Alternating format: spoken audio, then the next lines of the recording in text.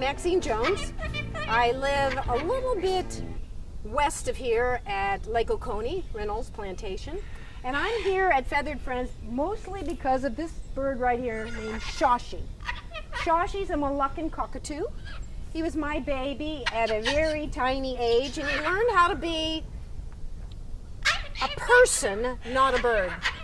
And that's why I'm here, is because at age 6, I realized what I had done was raise a mini human being instead of allowing a bird to be a bird. He's too smart and too clever and too fun to keep him trapped in a cage in a little house and doing the laundry and doing the dishes.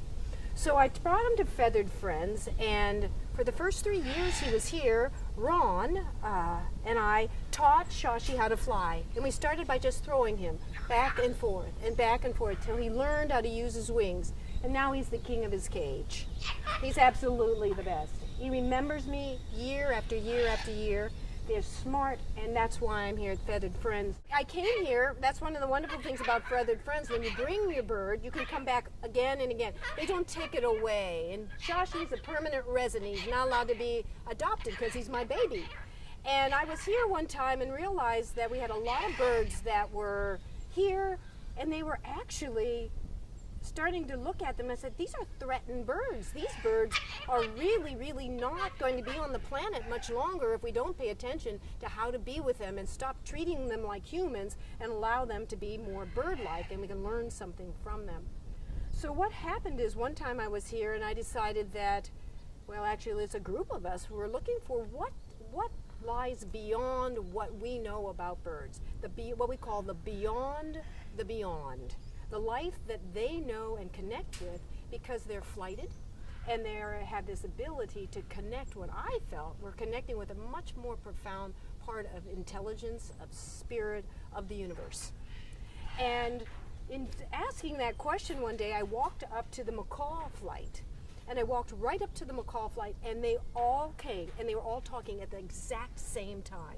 And in that moment, I got the message of, we are here, we have a lot to express. Let us be a part of a sanctuary, a place where we don't have to survive anymore, where we can have all of our needs, not only our needs met, but then show us more about who we are and who we are for the planet and the people on the planet. So what we started was then a sanctuary, and a group of us got together and said, all right, let's look at Feathered Friends and see what birds are on the threatened list or are moving toward extinction. And we went through the top 10 parrots and realized that 8 of those 10 parrots Ron had here at Feathered Friends. And how could we provide for them, instead of a rescue kind of an experience, something beyond that, so we could participate with them far more profoundly? And so I come each week now and I speak to the macaws, because the macaws are the first ones we're going to put in a big flight. And they tell me, I mean, it might sound crazy, it might sound a little silly, but once a bird person, always a bird person. There is a connection into who we are as human beings, and the parrot mind is very similar to the human. In fact, more like a human than any other living thing on the planet.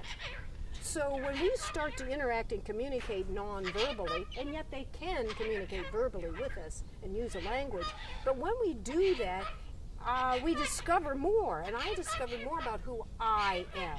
Why am I here? What am I about? But more importantly, how can I learn more about that in cooperation, or what we would say collaboration, with another living thing?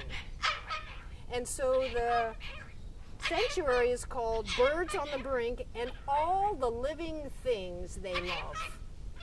So we're able to bring in the things they connect with, and it's amazing. There's tortoise and bees that are on the brink, a tortoise that's on the brink, and we're going to look at butterflies that are on the brink. So it all is this idea of how do we be more, not less, in this environment.